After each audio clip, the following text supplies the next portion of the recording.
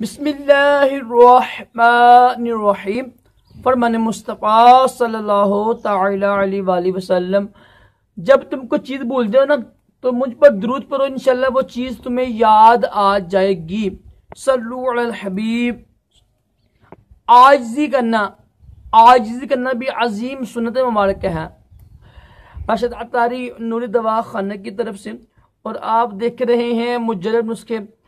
आज मैं एक नुस्खा लेकर आया हूं, वो है दांत के दर्द के लिए। दांत के दर्द है ना, इसके लिए आप ये पाउडर बना के लगाइएगा ब्रश के जरिए या मुस्वाक के जरिए, इंशाल्लाह दांत का दर्द ठीक हो जाएगा। ये वैसे लगा दें आप। करना क्या आपने, इसके लिए आपने ना एक चम्मच लेना आपने लौंग का तेल। आप मिल जाता है, ठीक है। लौंग का तेल ले लें आप एक चम्मच, उसमें हाफ चम्मच आधी चमची डालने आप काली मिर्च पीसी हुई पाउडर। इसको दोनों को मिक्स कर लीजिएगा। मिक्स करने के बाद जहां पर दर्द हो रहा है ना वहां पर लगाएं। इंशाल्लाह फौरन चंद ही मिनटों में आप का दांत का दर्द ठीक हो जाएगा। बहुत ही मुजरब है, लाजमी इस्तेमाल करें। कोशिश करें कि जो चीज़ें हैं ना, ठंडी चीज़ें ना खाया करें, ज़्यादा गर्म चीज़ें में ना खाएं, मुनासिब चीज़ें खाएं, बदहज़मी ना होने दें। तो ये बहुत ही मुजरब है दांत के दर्द के लिए।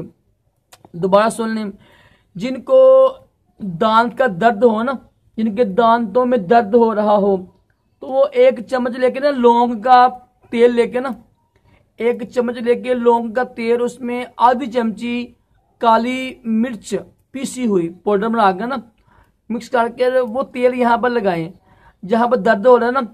मुस्वाक की यानी मदद से लगा सकते हैं या बुश में लगा लें आप, वो आपकी मर्जी है। कोशिश करें मुस्वाक किया करें, मुस्वाक करना सुन्नत में मार के है ना। तो ये इंशाल्लाह आपका जो दांत का दर्द है ना वो ठीक हो जाएगा। दांत के दर्द के लिए तो कुछ परहेज भी करा करें।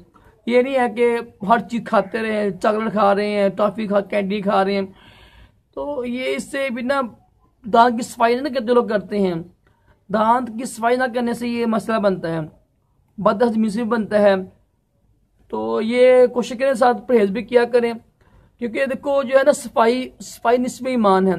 हमारा पूरा जिस्म है ना, जिस्म हो गया, हमारा घर हो गया, हर चीज़ है ना, हर चीज़ में सफाई बहुत ज़रूरी है। सफाई ही की वजह से तो हम लोग बीमारी में मुब्तला होते हैं। अगर हम सफाई को अगर हम अपना बना लेंगे ना इंशाल्लाह, तो जो बीमारी हमसे दूर भागेंगी।